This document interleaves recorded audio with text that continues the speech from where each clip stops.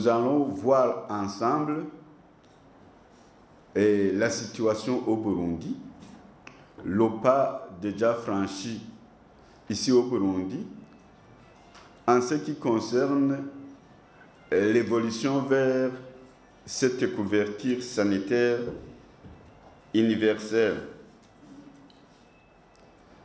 La santé est un droit pour chacun, pour tous, et tous les pays doivent faire des efforts pour rendre accessibles les services de santé, les soins de santé, jusqu'à la dernière personne, partout où elle se trouve.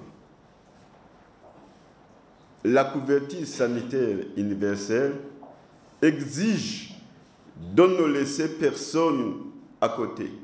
Sous cette thématique, on veut que toutes les personnes aient accès aux services de santé de qualité dont elles ont besoin, quand et où elles en ont besoin, et surtout sans difficulté financière. Alors la grosse question peut-être qu'on devra se poser pendant ces cafés de presse, ça sera: qu'en est-il au Burundi? La couverture sanitaire universelle au Burundi, comment ça évolue? Alors, pour que cette couverture sanitaire universelle devienne réalité, les individus et les communautés doivent avoir accès à ces divers services de qualité à des prix raisonnables sans que leur bourse soit effritée. Et par rapport à ça, et peut-être les orateurs reviendront sur ça, il faudra une grosse solidarité autour. Donc il faut que les gens se mettent ensemble pour supporter les coûts de santé. Le premier exposé, le Dr Alphonse, qui parlait de la couverture universelle, au moment où on voit que je me posais la première question en disant: est-ce que cela est-il une réalité ou bien c'est un souhait, cette couverture universelle en matière de santé? La couverture sanitaire universelle, ce n'est pas du tout un souhait. C'est quelque chose qui est bien possible. Et le nouveau directeur général de l'OMS, Dr Tedros, en a fait même une priorité. Il suffit alors que tous les États membres de l'OMS s'impliquent activement et y mettent de la volonté en suivant les stratégies telles que proposées par le directeur général de l'OMS, contenues dans le 13e programme général de travail de l'OMS. Si tous les États s'impliquent avec détermination et volonté, la couverture sanitaire universelle n'est pas du tout un souhait, c'est quelque chose qui est réalisable, et je voudrais plutôt conseiller aux gens de partir sur des bases optimistes en pensant que d'ici 2030, on pourra arriver à la couverture sanitaire universelle. Comment est-ce qu'on nous a défini cette couverture sanitaire universelle? Je vais revenir au premier exposé. Le premier exposant nous a dit que la couverture sanitaire universelle signifie que tous les individus reçoivent les services de santé dont ils ont besoin sans souffrir de difficultés financières ni de discrimination. Alors, quel est le plus grand obstacle à cette couverture sanitaire? Pour moi, le plus grand obstacle à cette couverture sanitaire est constitué par le manque de moyens ou alors la non-disponibilité des services. Rendre les services disponibles, c'est quelque chose de très faisable. Rendre les services accessibles, c'est quelque chose de très faisable aussi. Déjà, vous avez entendu, à partir du premier exposant, que déjà le Burundi a fait de grands efforts Il nous a dit qu'on a quitté de 40% et qu'actuellement, nous sommes à 19%. C'est-à-dire de limitation des gens qui payent, qui touchent dans leur poche quand ils veulent avoir les soins.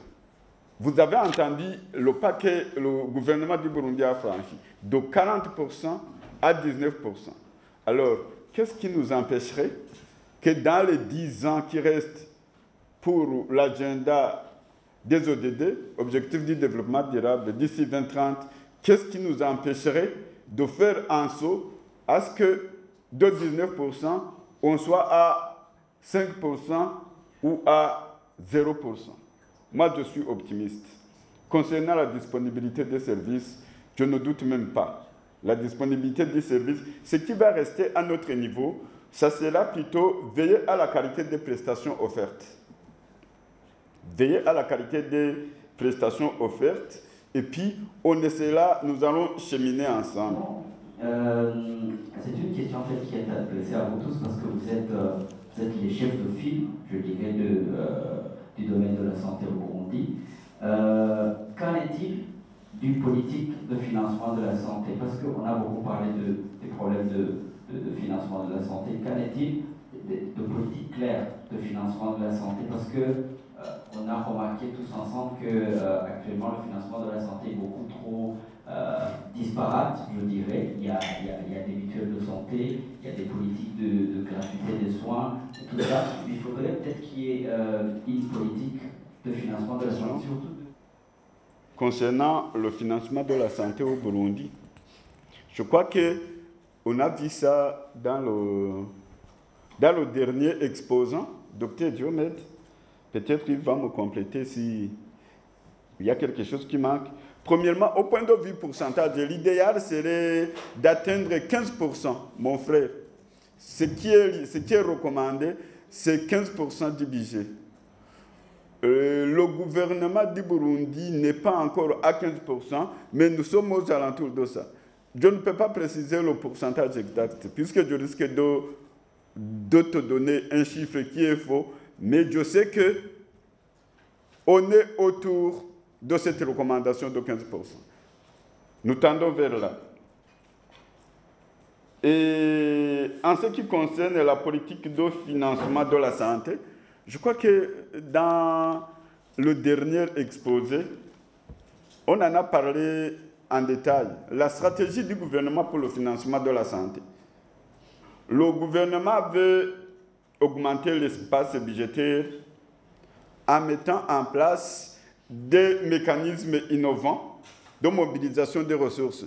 Par exemple, très prochainement, d'ailleurs c'est vendredi prochain, c'est pas loin, vendredi prochain, le 19 avril, il y a une table ronde que le gouvernement a prévue à l'hôtel Hôtel Club du Lac Tanganyika, je pense. Sur Sédine. Oui, la place, peu importe, vous allez le voir sur les invitations, mais je sais que le gouvernement a prévu une table ronde pour la mobilisation des fonds. Ça va réunir tous les partenaires techniques et financiers, ça va réunir tous les DG des entreprises privées et publiques, et le but, ça sera de mettre en marche ces mécanismes innovants de mobilisation des financements. Et une occasion aussi pour renforcer le partenariat public-privé. Vous avez vu que pour le secteur de la santé, là je vais peut-être au niveau du deuxième exposant, on nous a dit que le secteur de la santé, c'est à peu près 30%. Mais 70%, c'est ailleurs, dans les autres départements ministériels. Alors, vous comprenez bien que ce n'est pas seulement la santé, ce n'est pas seulement le ministère de la Santé qui doit s'occuper de cette question. On doit faire intervenir tous les secteurs de la vie nationale. Vous comprenez d'ailleurs que ça représente 70%. Donc, le ministère de la Santé seul, le ministère de la Santé peut jouer le lead, peut prendre les devants, mais il doit y avoir les autres secteurs pour l'accompagner afin d'arriver aux objectifs de la couverture sanitaire universelle. Nous devons renforcer le dialogue avec les partenaires financiers et techniques.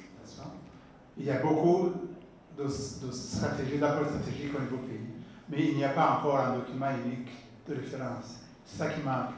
Le Burundi avait essayé de travailler avec les partenaires pour faire une étude sur le financement de la santé en 2014 et aussi une stratégie nationale qui n'a pas abouti, mais on a un document qui est là, qui essaie de mutualiser tous les régimes existants aujourd'hui.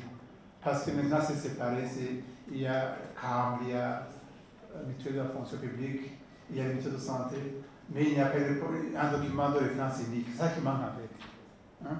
Et je pense qu'il y a des réflexions en cours pour pouvoir reprendre le processus afin qu'on puisse avoir un document national de financement de la santé.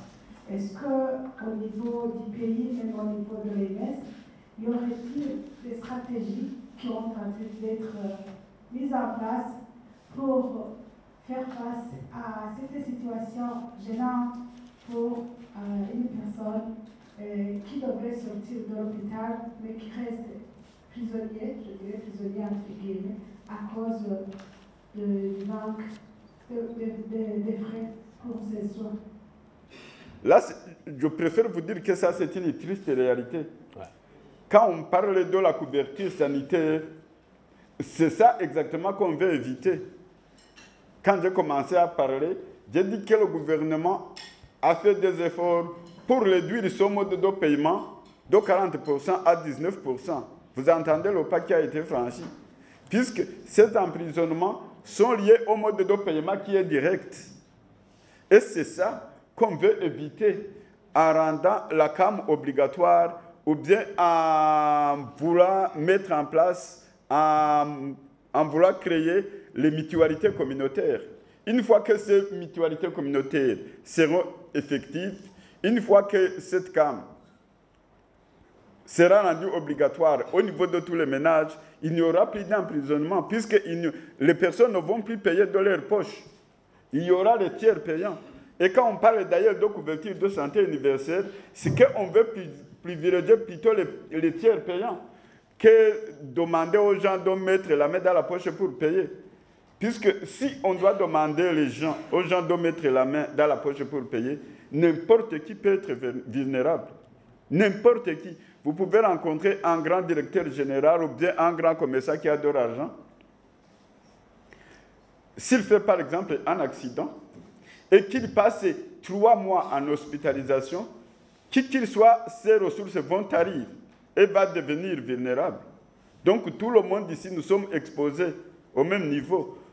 D'où il faut à tout prix privilégier le principe du tiers payant et éviter les gens qui touchent dans leur poche pour payer les soins. Tant que le système est encore comme ça, tant que les gens payent dans leur poche pour payer les soins, on arrivera difficilement à ce mécanisme de couverture de santé universelle. C'est une préoccupation de l'OMS au niveau de la région africaine. Et il y a une enquête en cours au niveau des États pour qu'on puisse voir une stratégie pour vraiment, une stratégie pour ne pas continuer à emprisonner les convalescents et même les corps, parce qu'il y a des corps qui sont optimaux aussi. Donc d'ici peu, il y aura un document au niveau de l'OMS que les États membres vont analyser pour voir comment décourager ce genre de pratiques. Et en même temps, comme le directeur général a dit, on doit vraiment renforcer la politique santé universelle pour réduire ces dépenses catastrophiques. Donc, c'est pour dire que c'est une préoccupation non seulement des pays, mais aussi de l'OMS, qu'il y aura des mesures, des recommandations qui seront prises pendant l'Assemblée mondiale par rapport à ça. Parce que ce n'est pas un phénomène d'ici seulement, c'est un phénomène qui est observé dans d'autres pays.